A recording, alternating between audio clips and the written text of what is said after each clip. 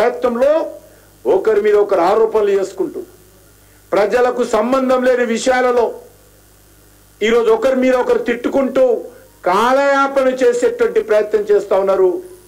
ఇది తెలంగాణ సమాజం అంతా అర్థం చేసుకోవాలి. ఈ రెండు పార్టీలు కూడా అవినీతి పార్టీలే, ఈ రెండు పార్టీలు కూడా కుటుంబ పార్టీలే, ఈ రెండు పార్టీలు కూడా బొమ్మ వరుస లాంటి పార్టీలే. కాబట్టి తెలంగాణ సమాజం అంతా కూడా అర్థం చేసుకోవాల్సిన అవసరం ఉంది. ఈరోజు రాజీవ్ గాంధీ చెప్తున్నాడు, రాహుల్ గాంధీ చెప్తున్నాడు.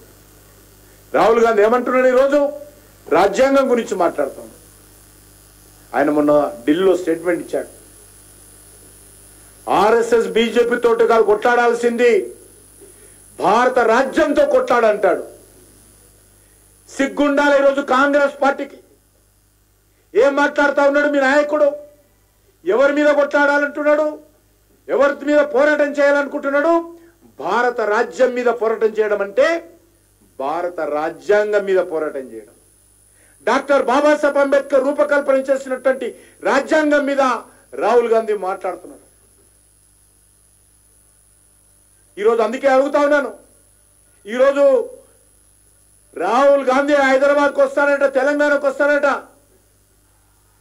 రాహుల్ గాంధీని ఒకటే ప్రశ్నిస్తున్నాను, మీకు తెలంగాణ పర్యటించేటువంటి నైతిక హక్కు లేదు.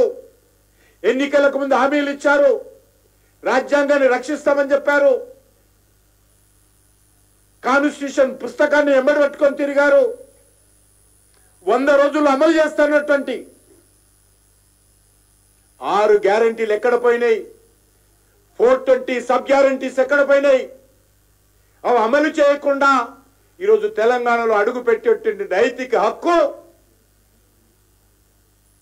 రాహుల్ గాంధీకి లేదనే విషయాన్ని మనం చేస్తా ఉన్నాను.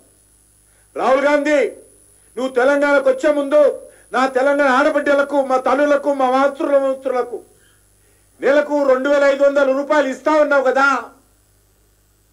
సంవత్సరం అయిపోయింది, 100 రోజుల్లో అమలు చేస్తున్నటువంటి ఈ యొక్క 6 గ్యారంటీలు ఈరోజు 400 రోజులు 500 రోజులు కావస్తున్నది.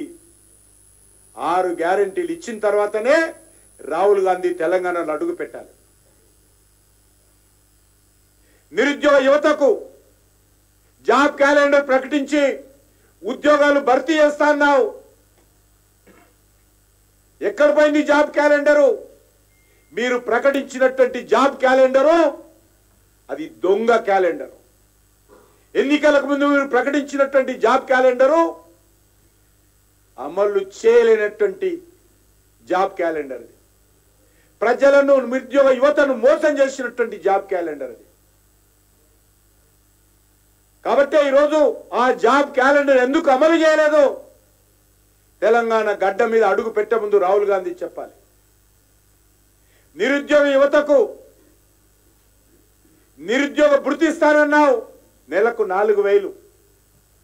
ఉద్యోగులు అనేటువంటి అమ్మాయిలకు, అబ్బాయిలకు అందరికీ 4000 రూపాయలు ఇస్తానన్నాడు రాహుల్ గాంధీ, సోనియా గాంధీ, రేవంత్ రెడ్డి. ఈరోజు ఎంతమందికి నిరుద్యోగ భృతి ఇచ్చావో తెలంగాణ గడ్డ మీద వచ్చే ముందు చెప్పాలా? మహిళలకు ఈరోజు ఆర్థిక సాయం అందిస్తా ఉన్నావు, ఎంతమంది మహిళలకు ఇచ్చావో చెప్పాలా? మరి దళిత కుటుంబానికి 12 లక్షల రూపాయలు ఇస్తామన్నావు, ఏమైంది?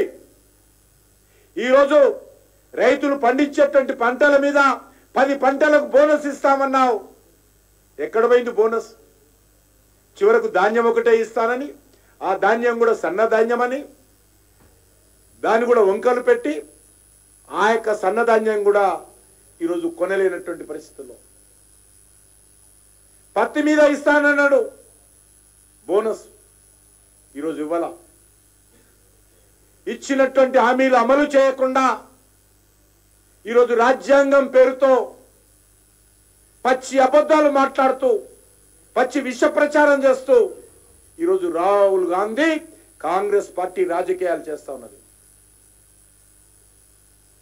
కాబట్టి ఈరోజు మనం చేస్తా ఉన్నాను, ఈ యొక్క రాజ్యాంగాన్ని ఎవరైనా, ఏ పార్టీ అయినా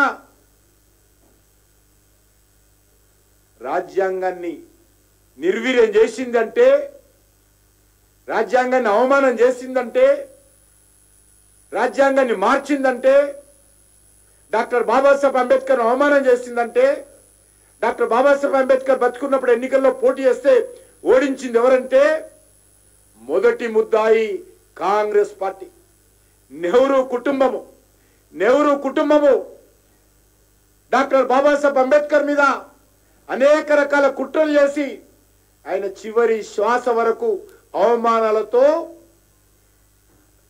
ఆయనను అవహేళన చేసినటువంటి పార్టీ, అవమానించినటువంటి పార్టీ, ఎన్నికల్లో ఓడించినటువంటి పార్టీ కాంగ్రెస్ పార్టీ.